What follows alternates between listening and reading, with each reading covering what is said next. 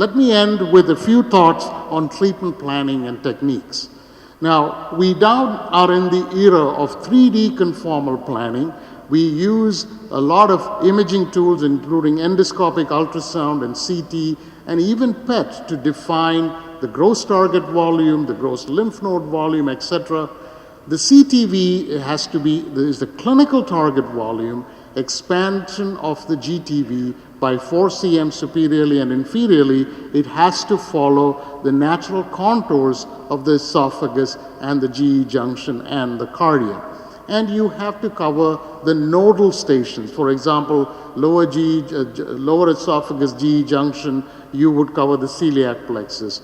Mid-esophagus, you would cover the paramediastinal nodes. Cervical esophagus, which is probably more a chemo-radiation disease than surgery, we are not even talking about that, you probably cover the supraclavicle and the cervical nodes. So that's important target volume information that you need to know. And then you need to know what causes our toxicities. You need to be sure about your V20 doses to the lung, volume of lung exposed to 20 gray. And there are many formulae and stuff like that. This is one of them. Try to restrict your V20 less than 30%. But look here, I've also put V5, smaller doses. Try to restrict that to less than 50% or 60%.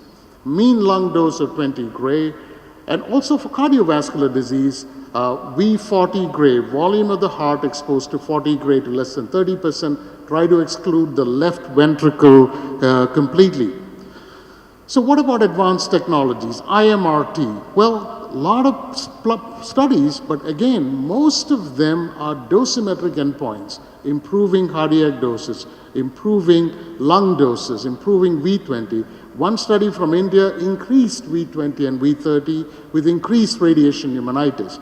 This is a study from MD Anderson, published in the Red Journal, 433 patients, half of them got IMRT, and they did a propensity analysis to make sure they balance out the variables. And what they found was there were fewer cardiac deaths and improved overall survival and local control in the IMRT arm. So that's what they are doing. However, it's not the standard of care internationally or nationally even.